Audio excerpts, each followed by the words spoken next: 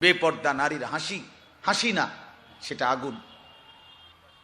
বেপর্দা নারীর রূপ যৌবন এটা শরীর না, এটা জাহান্নামের টুকরা, আগুনের কুণ্ডলী।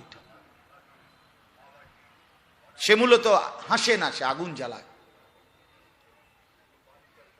সে নিজেকেও বরবাদ করে, যুবককেও বরবাদ করে।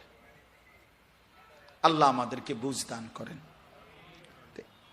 আজকে এই মোবাইল, এই নারীর লোভ, এই ছবি নাচ গান, আর এই নিজের ছবি নিজে উঠানো, এই অসভ্যতা লক্ষ কোটি ছেলে পেলেকে একটা অপদার্থ, একটা ফালতু অকর্মণ্য মানুষ বানায় ফেলছে।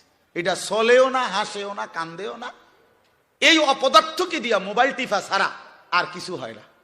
পৃথিবীর কোনো কাজে ওই লাগে না, কোনো কাজে লাগে। আপনি দেখবেন যে সমস্ত হাইওয়ানগুলো সারাদিন মোবাইল টিপে, পাঞ্জাবিওয়ালা হোক আর পাঞ্জাবি ছাড়া হোক, টুপিওয়ালা হোক আর টুপি ছাড়া হোক, এই অপদার্থকে দিয়ে কোনো কাম হয় না, কিচ্ছু হয় না। এগুলোর জিন্দিগি শাহওয়াতের জিন্দিগি, শুধু শাহওয়াত। একটা জিনিসের কাছে হেরে গেছে, লজ্জাস্থানের একটা চাহিদা আছে, কামনা, বাসনা, শাহওয়াত, এইটার কাছে হেরে গেছে। জীবনের বাকি আর কোনো কিছু নাই। আস্তাগফিরুল্লাহ, আস্তাগফিরুল্লাহ। ভাই আমার, বন্ধু আমার, এটা সুস্থ স্বাভাবিক মানুষের জীবন নয়। রাসূলুল্লাহ সাল্লাল্লাহু আলাইহি ওয়াসাল্লাম বলছেন, ফাত্তাকুদ দুনিয়া ওয়াত্তাকুন নিসা।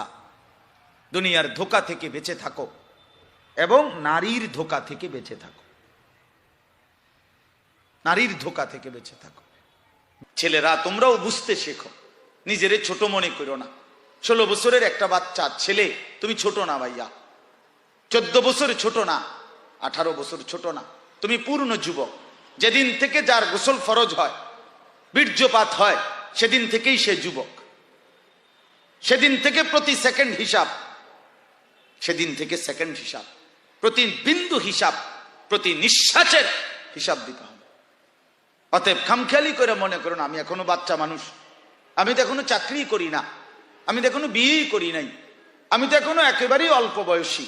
না ভাইয়া, তুমি পূর্ণ বয়সী, তুমি পূর্ণ বয়সী। অতএব তুমি নষ্ট হইও না। কেউ যদি কারো দিকে নজর নাও রাখে, নিজের ভালো, নিজের কল্যাণ, নিজের দিকে নিজেকেই কমপক্ষে নজর রাখতে হয়। আমার বাবা হয়তো আমার খেয়াল করে নাই, ঠিক আছে, হতেও পারে। কারো বাবাও তো মাদকাসক্ত হইতে পারে, কারো বাবাও তো চরিত্রহীন হইতে পারে, কারো মাও তো অসৎ হইতে পারে। কিন্তু তারপরে কি এই জন্য নিজেকে নষ্ট করে দেওয়া, নিজেকে বরবাদ করে দেওয়া? এই জন্য আমি অনুরোধ করলাম, আমাদের কথা এতটুকুই, প্রত্যেককেই এটা মনে রাখতে হবে। আমরা হাসলেও মরে যাব, কাঁদলেও মরে যাব, আমরা সুখেও মরে যাব, দুঃখেও মরে যাব। রাজপ্রাসাদের ওই অট্টালিকাতে যে থাকে সেও একদিন মরে যাবে, জীর্ণ কুঠিরে যে থাকে সেও একদিন মরে যাবে। অতএব আমাদের যেরকম মৃত্যু হচ্ছে, এই গোটা সৃষ্টি জগতের একদিন মৃত্যু হবে।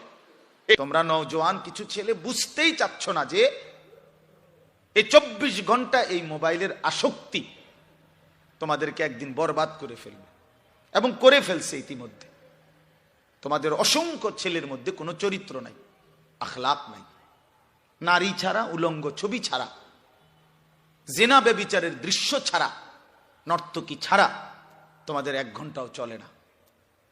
এর চাইতে বর্বরতা, হিংস্রতা, এর চাইতে পশুত্বের জিন্দিগি আর কিছু হইতে পারে না। আইয়ামে জাহিলিয়াতের মানুষরাও 24 ঘন্টা এভাবে নারী নিয়া পড়েছিল না।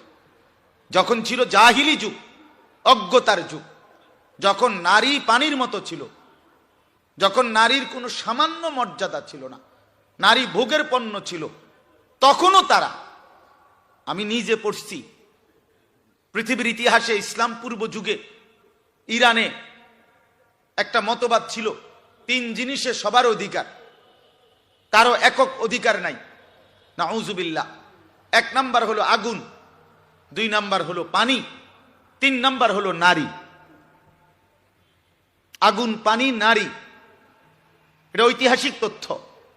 এই তিন জিনিসে কারো একক অধিকার নাই, সবার সমান অধিকার, মানে যে যখন ব্যবহার করতে পারবে। নাউজুবিল্লাহ। এত নিকৃষ্ট ছিল যেই সমাজ, সেই সমাজের মানুষরাও 24 ঘন্টা নারী নিয়ে পড়ে থাকতো না।